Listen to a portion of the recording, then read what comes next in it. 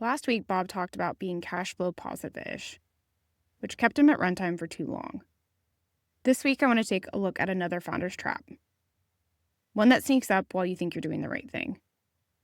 We build our initial product alongside our early customers. They tell us their problem, and we build something to solve it. Ideally, we find enough of these customers to grow a real business.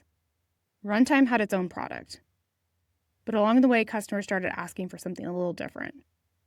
Common in technology startups, we ended up being a consulting business effectively. We had our own product, but we ended up customizing. We were doing a lot of work just to bring in dollars. Customizing today looks different than it did in the late 1990s. Back then, building a custom feature could take months of development and pull you in a different direction. But when your customers are paying, and they may be your only ones, you say yes, because the revenue and work keeps you moving forward. Somewhere in the custom work, the product company you started stops being the main show. The decision-making process around, is this success, or should we basically say we're getting some success, but it's not really the business we want to be in, and is there an exit that will bring us or our investors the multiples or the margin over what they put in worth doing what we're doing right now? That question, is this the business we want to build? That got lost along the way at runtime and didn't happen at the beginning. There are a handful of examples of consulting shops that turned into real product companies. 37 Signals is the clearest one.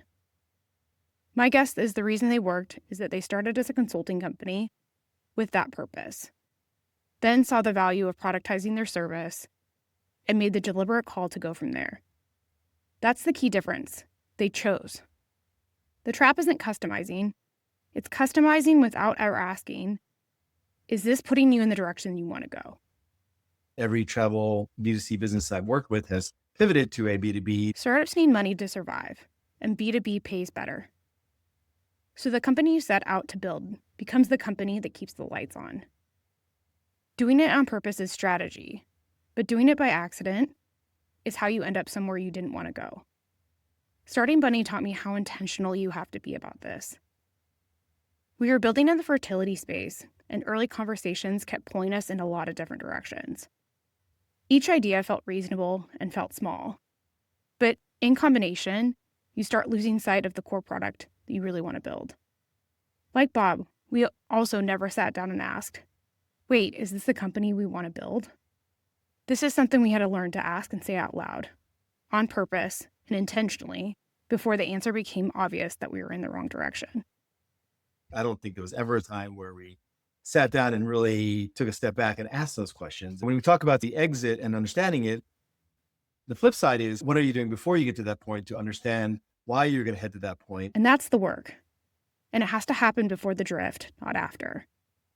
There are 3 versions of any company. The vision you hold on to internally. It's who you think you are. The actual product you ship, what you actually are. And then what your customers think you are. When all of these 3 things line up, you have something magical. When you don't, you can end up with clients who see you as a service provider, a team that isn't sure what you're building for, and founders stuck in the middle. Runtime had a product vision. Customers treated them as a service shop, and the team lived somewhere in between. Bob walked into the series of small yeses and added up to something he didn't want to choose. That's what makes it a trap. Next week, Chapter 2.4, the managed exit is still a win, and why the binary mindset of success and failure was the problem from the start.